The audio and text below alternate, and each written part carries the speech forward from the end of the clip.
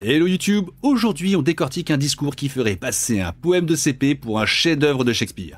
Vous voulez voir ce que ça donne quand un député laisse son bécherel à la maison? C'est parti.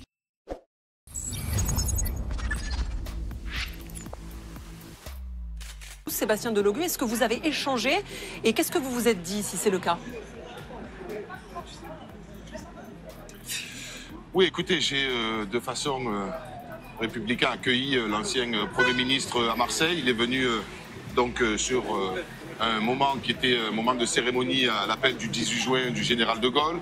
Je lui ai je l'ai félicité pour ses prises de position en Palestine, mais ça reste une personne de droite et comme vous pouvez le constater, ici à Marseille, Martine Vassal, qui est de droite, elle a plus est noyée complètement dans des positions d'extrême droite et Benoît Payan, lui, de droite. Donc nous essayons de faire le ménage dans tout ça et de prôner un appel à la paix, et toutes les enfantillages qui se tournent autour de cette polémique n'a aucune valeur à mes yeux. Moi, ce qui m'intéresse, c'est d'être auprès de la population et d'essayer de changer de façon concrète la vision qu'on peut avoir de ce monde politique.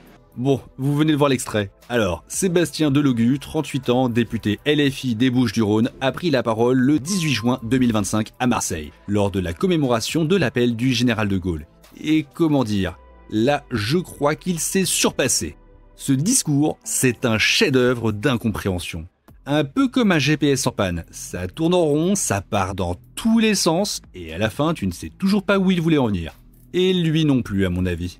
Pendant la cérémonie, il accueille Dominique de Villepin, ex-premier ministre, et le félicite pour ses positions sur la Palestine.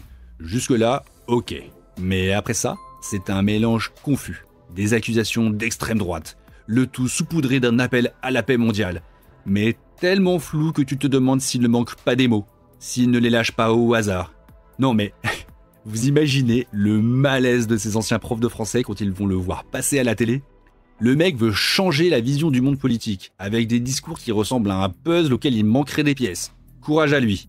En vrai, on pourrait en rire, mais le problème c'est qu'il vote des lois. Hein. Il représente 150 000 habitants. Et franchement, son discours donne l'impression qu'il a appris à parler en regardant Gabicha ou des tutos YouTube à 3h du matin. Pendant ce temps-là, à Marseille, les écoles tombent en ruine, le chômage dépasse les 50% dans les quartiers nord, et lui nous fait des poèmes sur la paix mondiale. Non mais Sébastien, l'urgence elle est ici, maintenant, pas dans tes envolées lyriques sur la paix dans le monde. Si vous en avez marre de voir toujours plus d'illettrés squatter l'hémicycle, abonnez-vous à la chaîne pour soutenir notre combat. On a besoin de vous pour faire entendre une voix qui ne mâche pas ses mots.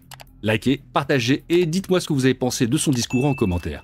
Merci pour votre soutien et à très bientôt.